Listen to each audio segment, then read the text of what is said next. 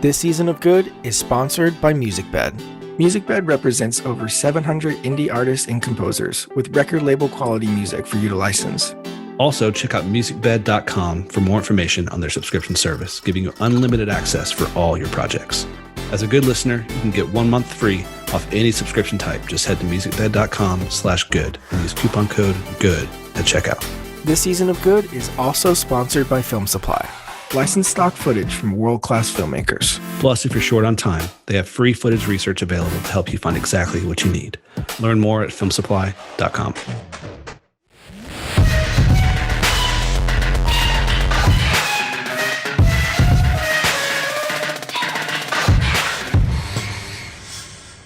One thing that I can't do my job without.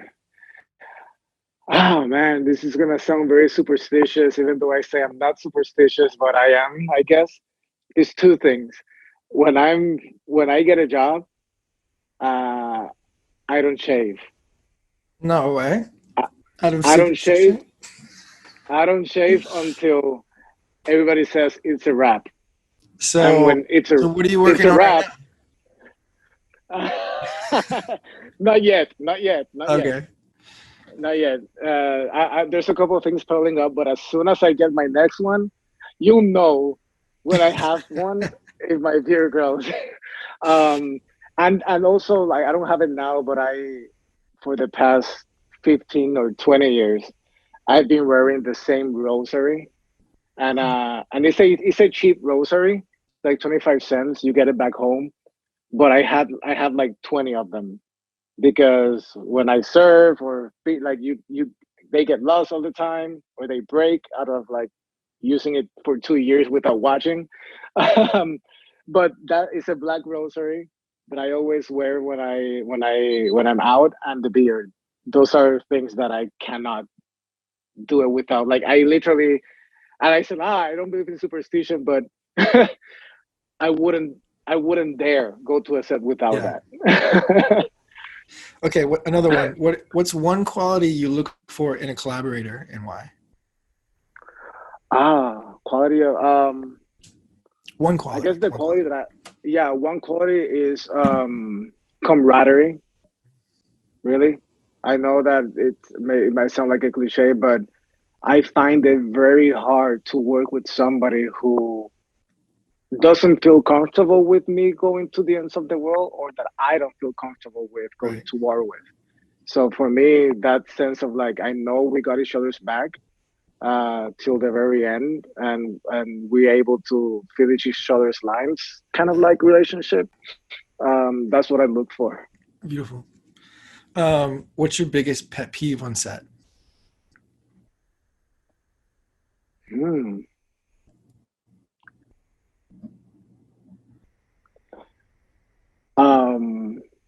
When somebody speaks over me.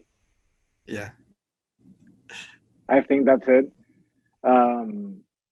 Somebody gives directions over me. I'm like, excuse me? I mean, I'm all about against authority, but not here. Right. I think that's the pet peeve, like when somebody speaks over me. Yeah. Not that you cannot have an opinion. Like of course you may. Right. I embrace it, but tell me, and then we'll tell, because then it confuses the order of things. Yeah. That's it. I would totally relate. I think Mel would also have some probably stories about that, but I would totally relate. I have stories about that. But then again, towards the end, once it's addressed, whether it is due to over enthusiasm or lack of respect, right. Once it's addressed and it stops, we can start again. Yeah. Next question. What?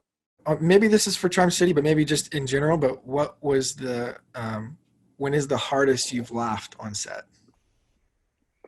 The hardest I've laughed on set.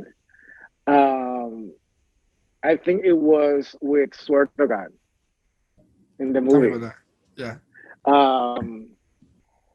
He would come up with things that, because we tell him like, you know what you have to do, but feel free to improvise on this thing here, this thing there.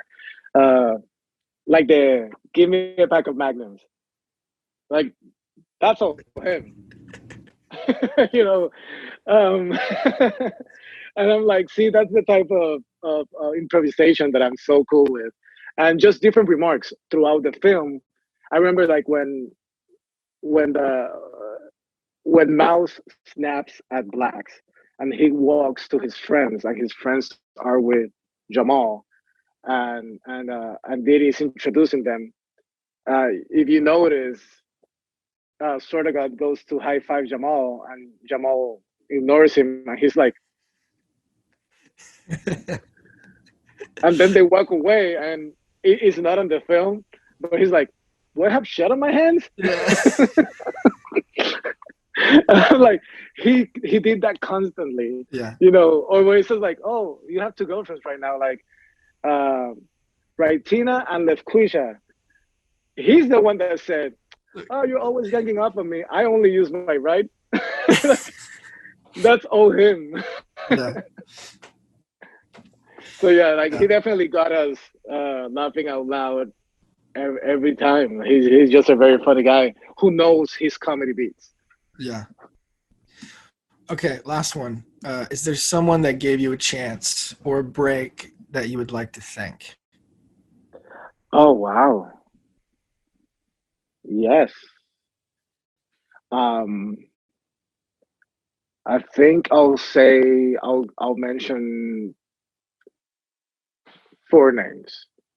My first one would be in Puerto Rico, Santos Rivera Montero. He was the one that allowed me to, or gave me my first job directing commercials, which through that I was able to experiment with my visual language a lot, and um, and it was while working there that I wrote my first film and I directed my first film, and I've always had his full support. Um, Even when I left the island and everything, I will still be called to do commercials. So that for me was is something that I hold strong. Like he's been there for me since he met me, and hasn't fall back. Um, the other one would be my manager Jairo, definitely, because he took a risk with me, not knowing me, not seeing anything, and going and moved forward, and he's still there, as if it was like the first day, even stronger.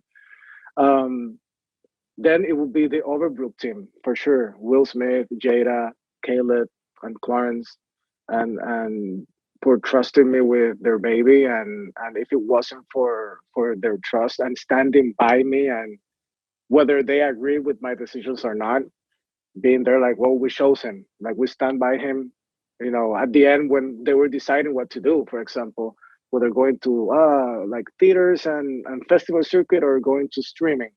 A lot of people were like, just sell it to streaming, let's make our money back. And Will Smith, he turned around and talked to me, and he said, Angel, it's your movie, you're the director, what do you want to do?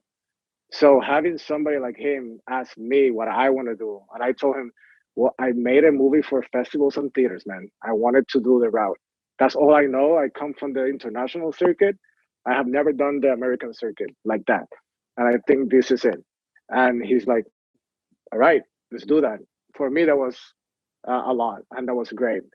And last but not least, my fiance, who's been keeping up with me and behind me and supporting every stupid thing and crazy idea I have. And she's been there through the highs and lows, and she's never backed out. So without all those people, I don't think I'll be here right now. Beautiful.